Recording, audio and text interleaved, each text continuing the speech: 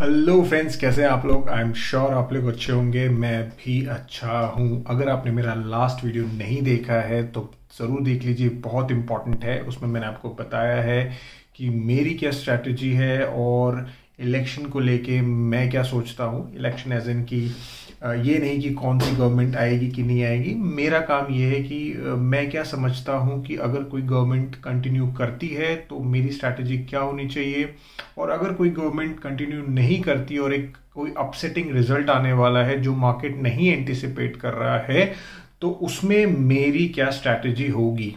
ठीक है। Of course अगर आपके पास ऑलरेडी फंड्स हैं और आप कंफ्यूज हैं कि आपको क्या करना चाहिए, आपको इन्वेस्ट करना चाहिए कि नहीं करना चाहिए, तो वो भी मैंने बताया है। मैंने ऑफ कोर्स कोई पर्टिकुलर स्टॉक के बारे में नहीं बताया, बट मैंने एक ओवरऑल स्ट्रैटेजी बताई है। ठीक है। बट अभी मैंने ये वीडियो इसलिए बनाया है, ये बताने के लिए कि मार्केट में थोड़ा सा करेक्शन आया है, और आपको क्या लगता है कि उसमें आपको क्या करना चाहिए। मैं क्या सोचता हूँ उस करेक्शन के बारे में कि मुझे ऐसा लगता है कि ये जो करेक्शन आप देख रहे हैं ये हेल्दी करेक्शन है। सबसे पहले अगर आप देखेंगे इसके बारे में रामदेव अग्रवाल सर ने पहले ही बताया था कि देखिए, उन्होंने एक बहुत ही फनी सा एग्जाम्पल दिया था कि आप अगर योगा करते हैं तो अनुलोम विलोम करके एक योगा आसन है जिसमें आप सांस छोड़ते हैं और सांस लेते हैं। तो ही सेड कि अगर आप इनहेल ही करते रहेंगे it is not healthy. So that is how it is कि मार्केट को करेक्ट भी होना चाहिए। ठीक है। बट उसमें आपकी क्या स्ट्रैटेजी होनी चाहिए, और 4 जून से पहले अगर करेक्ट हुआ है तो आपको इन्वेस्ट करना चाहिए कि नहीं। देखिए, मैंने तो किया है। ठीक है। मैंने इन्वेस्ट किया, मैंने थोड़े पैसे अभी लगा दिए, एंड अगर और करेक्शन होगा 4 जून से पहले तो मैं और लगाऊंगा, but I will not put 100% of my amount, जो कि मैंने आपको पिछले वीडियो में बताया है। ठीक है।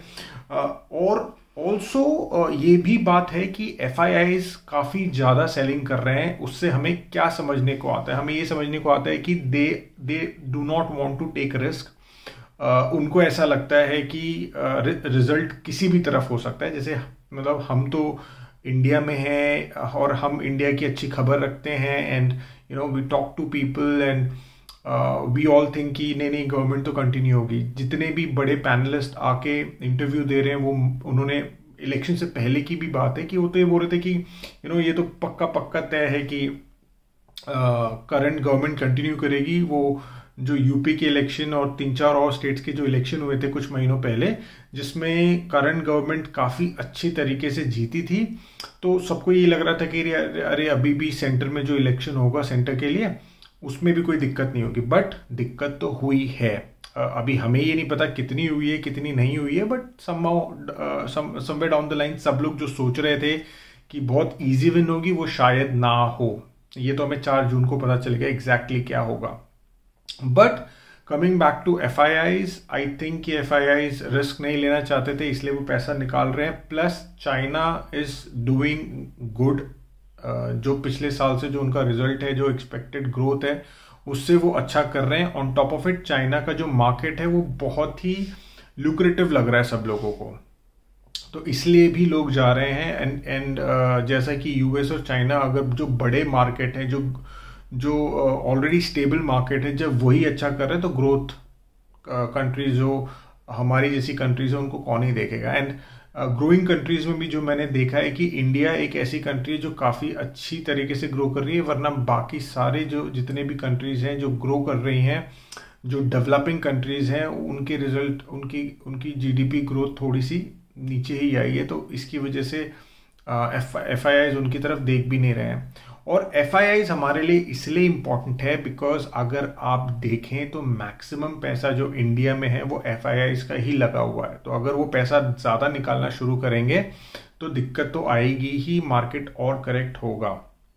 ठीक है। हाउएवर लेकिन हमने जो पास्ट में भी देखा है FIIs की प्रॉब्लम खुद FIIs ही सॉल्व करते हैं कि वो जाते हैं, दैट्स फाइन। ठीक है। बट वो आते हैं, they buy it any price whatever the. उनके लिए क्या है, उनके लिए ये नहीं है, they are not value investors की अरे थोड़ा सा सस्ता मिलेगा तो ले लेंगे। उनके लिए एक एलोकेशन है कि इंडिया में इतने पैसे लगाने हैं तो लगाने हैं, इंडिया में अगर इतने पैसे लगाने तो इतने पैसे में से कितने सेक्टर्स, कितने लार्ज कैप उसमें लगाने हैं। So that is the reason कि हमें लार्ज कैप FIIs को लेके इतना सोचना नहीं चाहिए।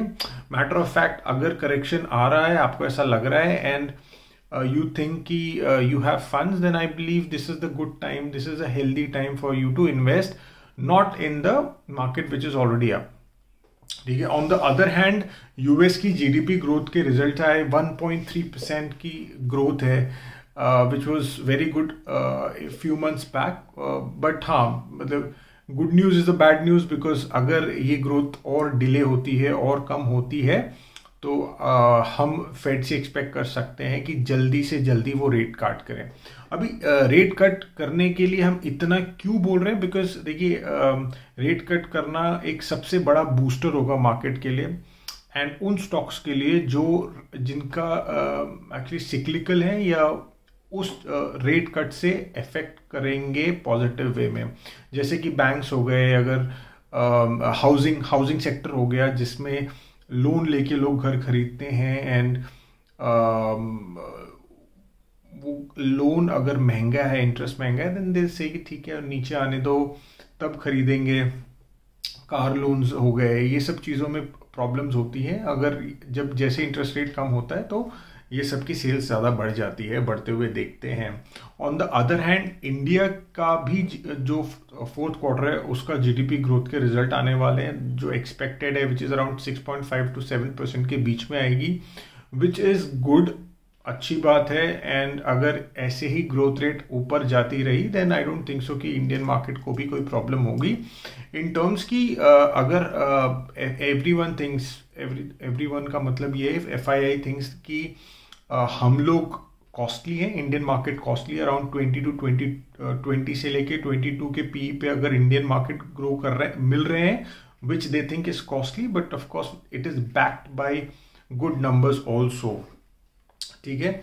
ऑन द अदर हैंड अगर आप देखें कि यूएस में थोड़ी सी करेक्शन आ रही है, बट यूएस को लेके आई वुड ओनली से कि अगर आप फॉलो करते हैं आपको पता होगा कि वो एक दिन में 5% गिरता भी है, एक दिन में 15% उठता भी है। एंड वो माइक्रोसॉफ्ट हो, टेस्ला हो या कोई भी कंपनी हो, it doesn't matter, it is वो मतलब स्मॉल कैप की तरह ऊपर नीचे होते रहते हैं।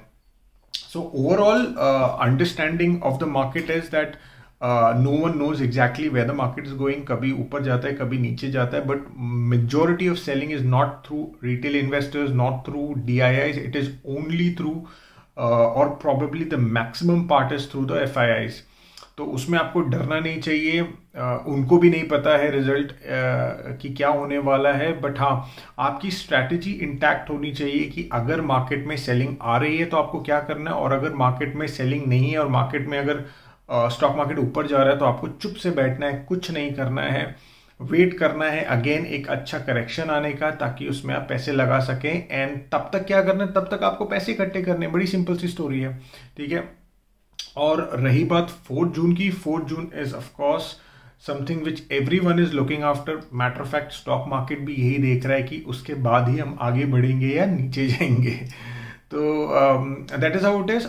मैं इस बारे में ज़रूर 4 जून को भी एक वीडियो बनाऊंगा, बट मेरा नेक्स्ट वीडियो जो होगा वो ये होगा कि नेक्स्ट 5 years अगर गवर्नमेंट कंटिन्यू करती है तो कौन कौन से sectors are expected to do good. ठीक है।